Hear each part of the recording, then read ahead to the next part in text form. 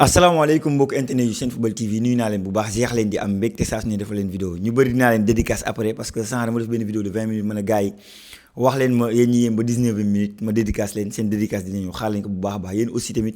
ci commentaire maa leen wax ngeen like partage di leen remercier parce que franchement liggéey bu yéegee fii rek yéen la quoi xam nga effort yu ñuy def di voyager di ñëw fii nii xam nga c'est pas évident on le fait pour vous on le fait pour nous mais on le fait pour le peuple sénégalais de manière générale donc continuez di ñu soutenir et soutien bi gën a gaaw mooy soutien bi xamante ni kii abonné ko tout le temps yaa ngi koy seetaan abonnel yow mi xamante ne da nga abonné bañ vidéo nga bañ koy raté aussi tamit nga cliquer si cloche bi daf lay permettre vidéo bu ñëwee day nekk notification nga ñëw seetaan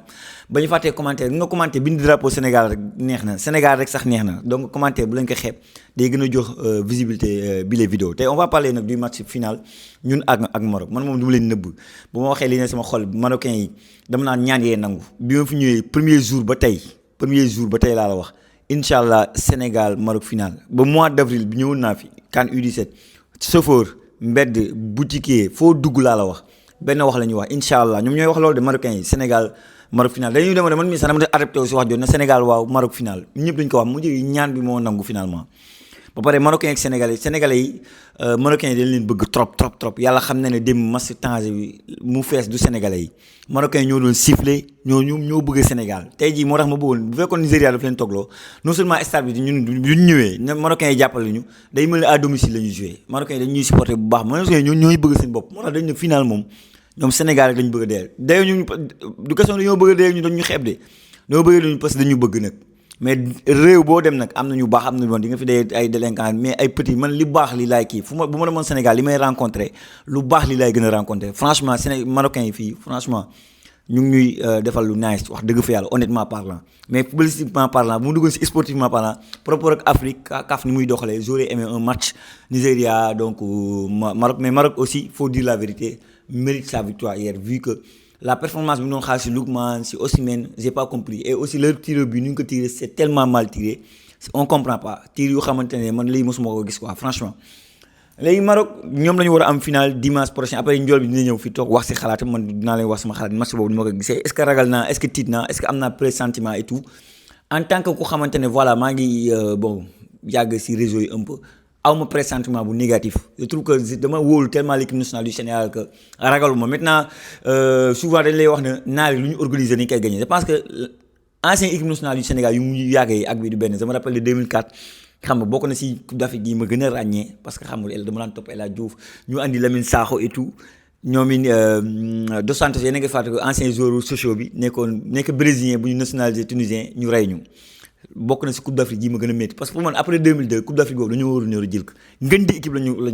amul ngën di équipe boobu Afrique jaa fi man xam nga souvent on a tendance à dire que après Aliou Cissé bi mu ñëwee moment boobu ñun dañu waroon a téye football Afrique loolu dëgg la nangul naa ñii di wax loolu noonu mais est-ce que xam nga ne après 2002 noonu par rapport ak Coupe du monde bu ñuy jógee dañu waroon a Afrique fii ñoo fa tegoon tànk El Hadj Diouf ñoom ñëpp parce que ils avaient compris ils avaient de l'expérience dem nañ final Coupe d'Afrique dem nañu si ay top club léegi ay club yu gën a ngan en Europe am nañu salaire yu baax c'est plus des petites équipes jóge nañu coupe du monde on est en 2004 franchement tu dois marcher sur la Tunisie mais booba temps yaa ma gën a xam tunisiens yi jël nañu stade bi def si seeni saxaar naar yi lu ñu organiser rek foog ñu am lu ñu ci dugal génn si ba kërti ba nax ñu ba xaw ma nu ñu def ba génn si match boobu moo tax naar yi man depuis bas âge si laa leen commencé bàyyi xel ne ñii nii c'est des bandits ñii nii boobu 2004 laa ne ñii nag naa leen bàyyi xel moo tax fu ma dajeeg naar rek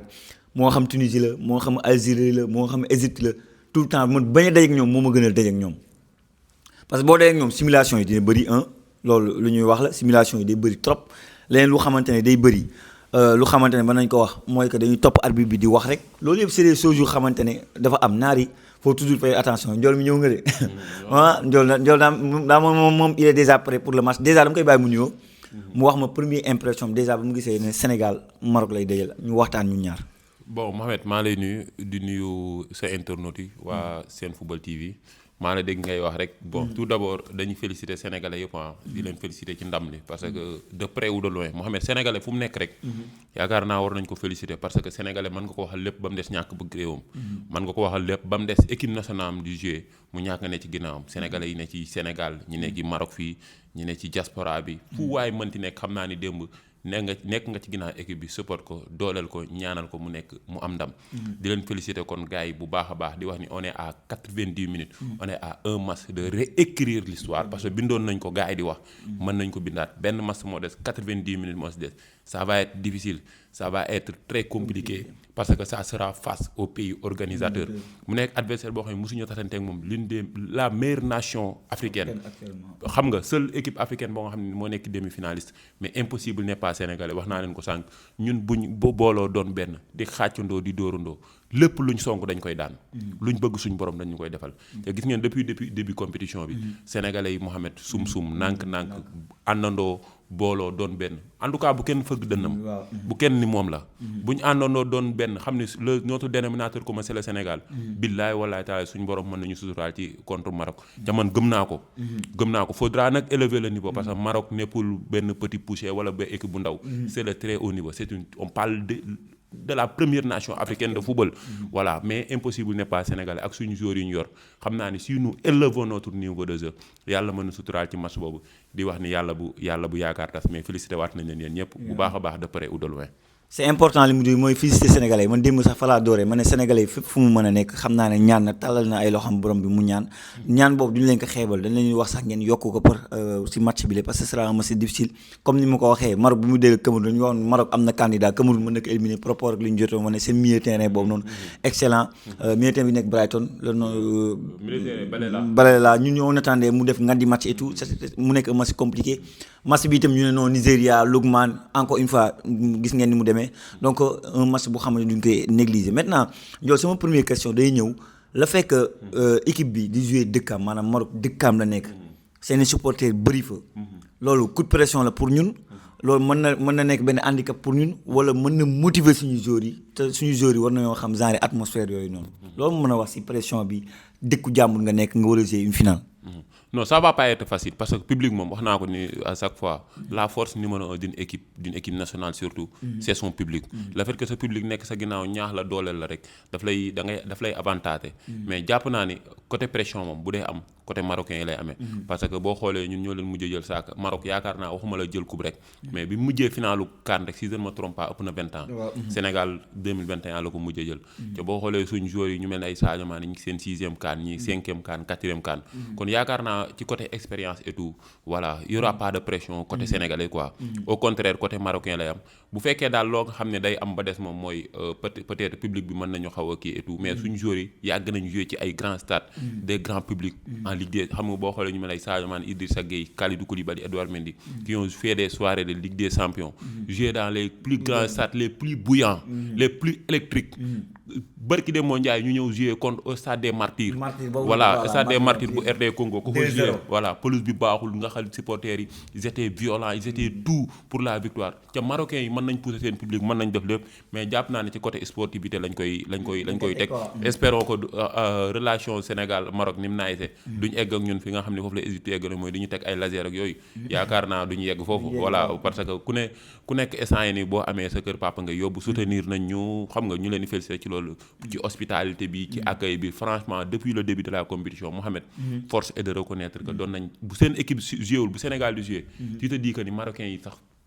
maanaam genre ay sénégalais lañ quoi nga gis relation bu nice boobu nga xam ne am na entre Sénégal ak Maroc mais fi mu toll nii nag dañoo toll ci ku am yóbbu sa kër papa ñoom dañu bëgg coupe bi des seen fii ñun on est là aussi tamit malgré notre amitié nos bonnes relations et tout on est là pour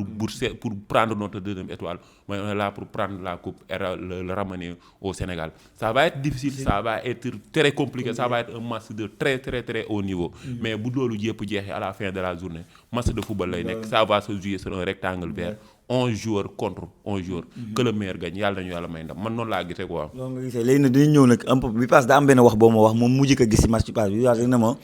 un grand joueur match bu mag joueur bu mag nga ne ma Sadio Mané mii match bi match am la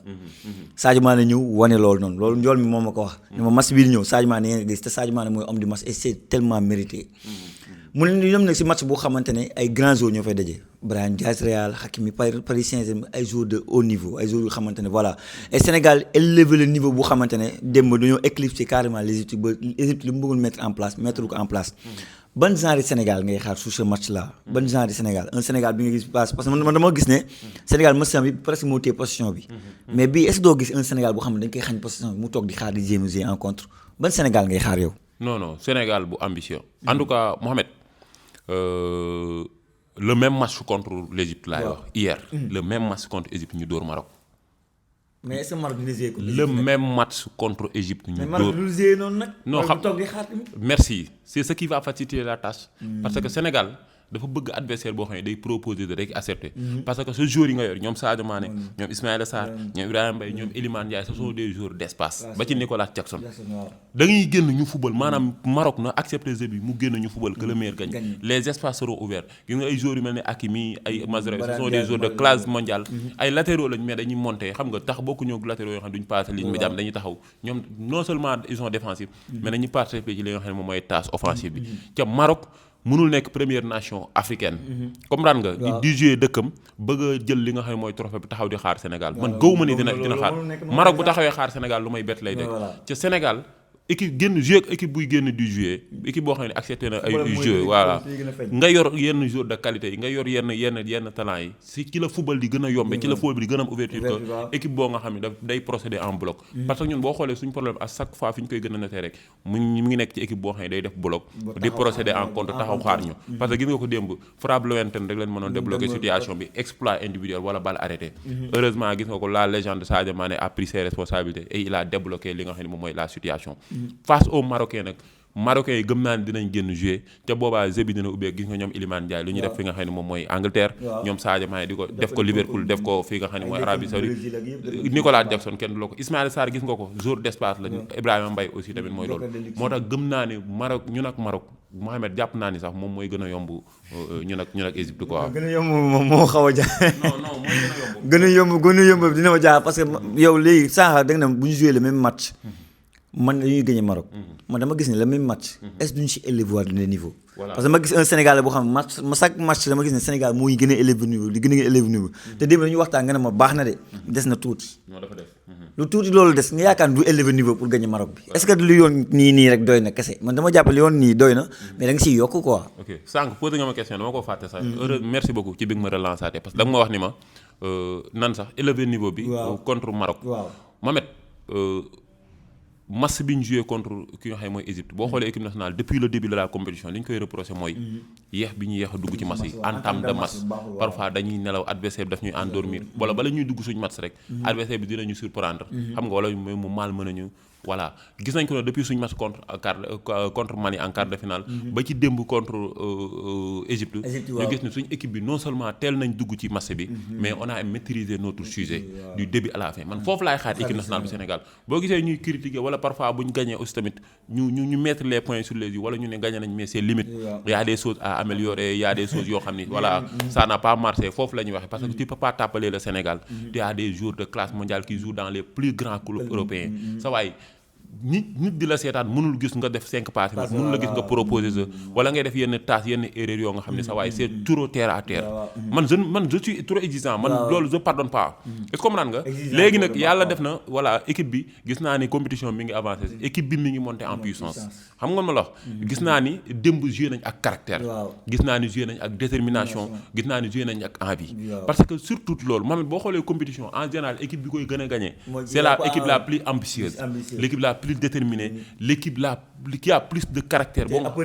parce que gis nga compétition boo koy joué ji Mohamed mën nga am talent mën nga nekk Sénégal mën nga nekk Maroc mais da ngay mel ni ay soldats yu jëm guerre sa waaye da ngay dem pour teg jeexal da ngay dem pour ni mission laa jëm damay dem pour accomplir sama mission envie bi nga xam ne gis naa gaynde joué ko démb bokk na ci li ma jox satisfaction suñu match contre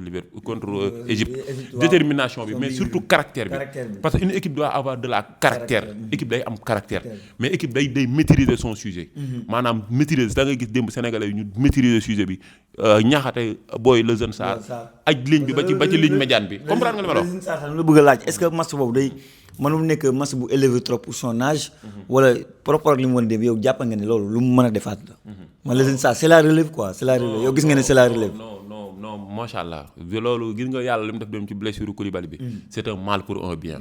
day wane ni la relève est assurée parce que Koulibaly voilà une petite pensée à lui parce que il a tout donné pour cette équipe. xam nga vraiment c'est malheureux de sa part xam nga bu mu nekk deuxième finale am boo xam ne il va le rater. mais dañ koy wax ni ko ne t'inquiète pas on fera le taf inchallah les gars vont le faire pour lui. di wax ni le cas de Mamadou Sarr c'est un mal pour un bien. yaa ngi dégg parce que li fi ma ko voilà parce que Koulibaly bi mu jëlee cumul de carton man pour man sax man dem naa ba xalaat de peut-être je peux me tromper man xam nga man parfois samay pensé day xaw de waar mais nee naa pour man Koulibaly blessé wul. parce que non je l'ai pensé peut-être je peux me tromper. waaw parce que man dama xalaat man ñaari options yi laa xalaat dama ni Koulibaly daf ko def pour booy bi bañ a jouer pour booy bi mën a jouer am benn petit aperçu avant la grande finale comme li ñu daloon en 2019 bañ ñu dal sinon mu def ko parce que am na carton ca xam na ne égyptiens yi ñoom Salah ñoom Mahmoud dañ koy provoquer te teel na am carton bi te bu jëlaatee deuxième carton mën na pénaliser équipe bi man ñaari kii yooyu laa xalaat peut-être nag dafa ma trompé waaw loolu sama xalaatu bopp la peut-être tamit mën na nekk carrément aussi tamit dafa blessé mais booy bi comme li ma lay wax rek il a été formé en France dañ ko jàngal football ci ay këyit. moom laa leen wax sànq def naa vidéo ma ne Ndiol mi ne dañ ko jàng ci ay këyit. waaw booy bi dafa jàng football ci ay këyit man bii nationaux yi boo leen xoolee. ci seen formation la bokk. da ngay gis ni malgré leur jeune âge. dañuy jouer sans pression Mohamed xoolal sérénité. xoolal lucidité xoolal calme bi booy bi doon jouer man moo ma gën a neex ci moom parce que à un match. Mohamed on parle de demi-finale de la Coupe d'Afrique des Nations face à la meilleure nation de foot africaine l'Égypte le record du monde de trophées 7 titres. ça waaye tu joues tu dois défendre face aux deux meilleurs attaquants du monde Mohamed Salah Omar Mahmoud tu as 20 ans sa waay ñu dugal la demi-finale nga war a remplacer un relève un monument un icône un capitaine d'équipe un cadre ci match bu décisif lu toll ni demi-finale saa yi nga dugg am sérénité am calme gisuñu la nga paniquer gisuñu la nga tergiverser gisuñu la nga tiit gisuñu la nga jànnaxee non loolu c'est une chose à saluer maanaam booy bi ñun bépp doute bu ñu amoon wala inquiétude du rassurer nañu di wax ni yàlla bu yaakaar tas xam nga di wax ni fi mu teg tànk foofu la ca wan na nañu Koulibaly n'est pas là mais le jeune Sarr est là et je vais faire le taf je vais gérer li nga xam ne mooy son absence mais également je vais gérer li nga xam ne mooy l'intérim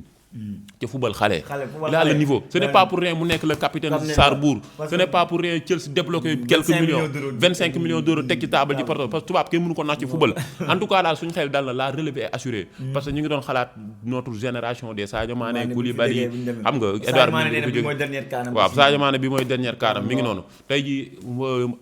Mamadou Sarr lim ñu wan mën na ni on peut compter sur lui pour l'avenir son papa a fait partie voilà mu yëla mayo bokk na ci génération boo xam ne ñoo bind l'une des plus belles pages de l'histoire du football sénégalais il est là pour continuer li nga xam ne mooy histoire il a bien débuté vraiment di ko ñaanal mu jël li nga xam ne moom mooy sa première CAN on imagine déjà aussi tamit la fierté de son papa xam nga dëkk bi nga xam ne tu as porté le maillot nga koy défendre ton club de cœur la nga fa doon def nga bàyyi sa doom ñëwaat di ko def loolu satisfaction ak fierté yaakaar naa waajur bu ne mënul am bu lu ko gën a rëy mais Mohamed booy bi c'est le très haut niveau li nga football boo mënee rek mën nga ko le un na badine pas booy ay Ibrahima Mbaye ay Mamadou Sarr da ngay gis ni jeune âge dañuy Habib Diarra même Habib Diarra sax l'absence de Habib Diarra parce que sama dernière question c'est l'absence de Habib Diarra Lamine Camara pour yow war na ko mën a épauler et la dernière c'est Pape Thiaw depuis le début de la compétition la façon ni muy gérer équipe am boo xool li mooy premier kaanam ba pare objectif bi nga ko tegoon métti na trop au moins da nga war a dem final je pense que c'est accompli même si balaa ñuy wax accompli à 100% mooy jël nga coupe bi mais wax ma un peu fa laa bëgg a terminer émission bi mooy Pape Thiaw et l'absence de Habib Diarra est-ce que Lamine Camara peut être ce jour-là bi xamante ne final war na ko gérer. ok bon Habib Diarra bon c'est un très bon joueur. man moom pas de 6 ans parce qu'il y a d'autres joueurs il y a pas de 6 il y a pas Matar il y a tous ces joueurs-là quoi. voilà parce que man Habib Diarra c'est un profil que j'aime beaucoup. parce que box to box bi xam nga il a un volume de jeu ba pare comme ni ma la ko waxee moom tamit dafa jàng football ci ay kayit. c'est un très bon joueur mais alhamdulilah. boo xoolee Sénégal. comme ni ko Pape Thiaw waxee on a 28 jours. te ñoom ñëpp ay titulaires lañ seen ay club. wala rare ñoo ci nekk ay remplaçants seen ay club. léegi nag bon on aimerait avoir Koulibaly on aimerait avoir Habib Diarra ñoom ñëpp vraiment ci li nga xam mooy final mais même bu dul dara sax. final c'est la fête bëggoon nañ leen am et tout te gis nañ leen affaire bi xaw na ko tuuti et tout mais yàlla lépp lu mu def rek am na lu tax. yàlla yoon bi nga xam ne bokkoo ci rek doo ci des. yoon boo xam ne da nga ci des rek dafa fekk nga bokk si. comprendre nga di wax ni yàlla baax na gis nga ko démb bi nga xam ne jël na cumul deuxième carton bi. en premier deuxième mi-temps ñu génne ko. gis nga ni Lamine Camara bi mu duggee il a fait une très belle entrée. parce que elle se balle ñun ñëpp Mohamed ñun suñu avantage wax naa la ko sànq mooy suñu richesse suñ profondeur u banc qualité parce que effectif nee naa une bu daan naa la faral di la ko wax lu bay ne une bonne compétition commence par une bonne sélection on a 28 joueurs de très haut niveau Lamine Camara bu ñëwee nekk ci Lamine Camara des grands jours l'absence de Habib Diarra ne va pas se faire ressentir Pathé Ciss est là Mamadou Lamine Camara de Berkane bi ñu sànni ci tribune sax bu ñëwee sa waay du feeñ yaa Gana Gueye yaa ki nga xam ne moom mooy Pape Gueye Pape Matar Sarr aussi tamit mi ngi fi man pour man gis nga ko abi kaaw Koulibaly moo gënoon doy waar parce que sélectionné wuñ défenseurs yu bari yaa Koulibaly yaa Abdoulaye Seck yaa ki nga xam ne moom mooy Mamadou Sarr gis nga ko démb bi Koulibaly génnee ñëpp jànnaxee tir nañ mais booy bu ngeen duggee da nga naan sax booy bi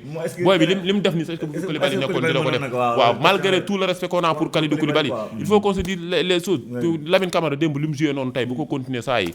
bon duñ sentir absence Habib Diarra de vraiment Mohamed am nañ joueurs yi am nañ talent am nañ capacité bi li ci ab des kay mooy joueurs yi nekk seen meilleur jour